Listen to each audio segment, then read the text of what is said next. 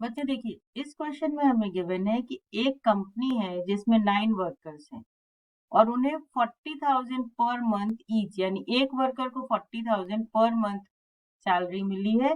कब? जो year and हुआ है 31 दिसंबर 2022 को।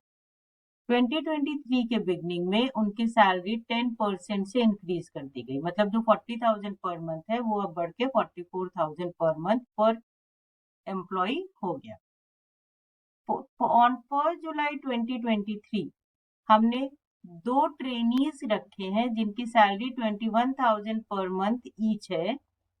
और आगे हमें गिवन है कि हम जो अपने वर्कफोर्स को सैलरी देते हैं फर्स्ट वर्किंग डे पे देते हैं 1 मंथ इन एरियर्स, मतलब जो जनवरी की सैलरी होगी वो फरवरी में दी जाएगी। इसके बेसिस पर देखिए हमें कैलकुलेट क्या क्या करना है। Amount of salaries which would be charged to the profit and loss account for the year ended 31st December 2023, amount actually paid and outstanding salaries for 31st December 2023। ये 3 चीजें हमें इस गिवन इंफॉर्मेशन पे calculate करनी है। तो चलिए from the very first point शुरू करते हैं। तो सबसे पहले हम जो हमें गिवन है जनरल इंफॉर्मेशन वो ले लेते हैं। जनरल इंफॉर्मेशन,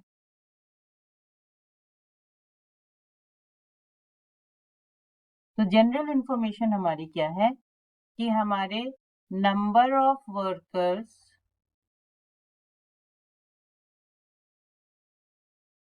जो है वो कितने हैं 9, और जो हमारे सैलरी पर मंथ, इसको ऐसे लिख देते हैं, सैलरी पर मंथ पर वर्कर 2022 में थी वो थी 40,000, और जो 2023 में है सेम सैलरी पर मंथ पर वर्कर वो है 44,000। फिर नंबर ऑफ ट्रेनीज जो है वो 2 हैं। सैलरी पर मंथ पर ट्रेनी 21,000 है, और इनके मंथ्स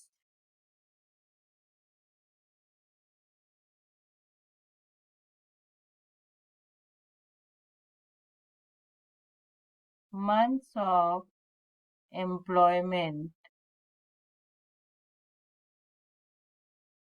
in 2023 जो है वो सिर्फ 6 मंथ्स है, क्योंकि उनको 1 जुलाई को रिक्रूट किया गया। अब हमें सबसे पहले निकालना है कि जो सैलरी 2023 के पीएनएल में जाएगी वो कितनी होगी। तो salary to be debited to P&L account for 2023 will be, सबसे पहले 9 वर्कर्स की, तो number of workers 9, monthly salary 44, number of months 12, plus trainees की, तो number of trainees 2, monthly salary 21,000, number of months 6। तो जब हम इनको ऐड करेंगे तो ये हो जाएंगे हमारे 50,04,000।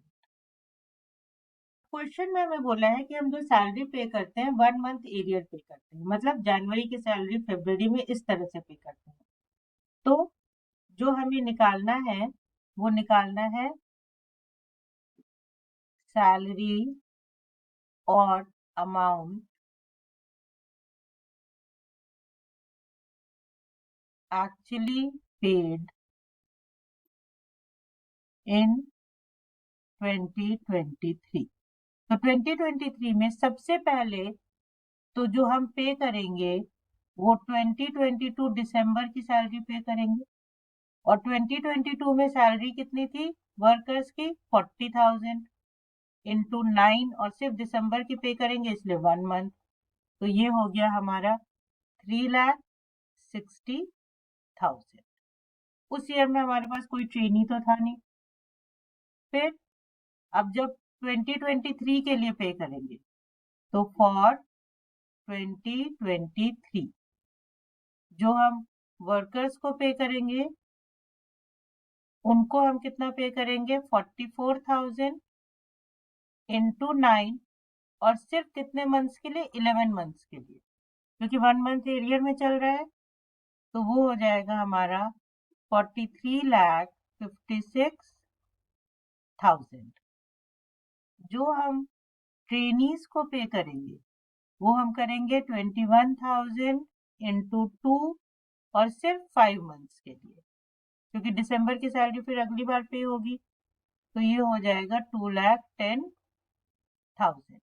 यानी जो हम एक्चुअल पे कर रहे हैं वो हम पे कर रहे हैं 49,26,000। अब हमें निकालने के लिए बोला है कि आउटस्टैंडिंग कितना है।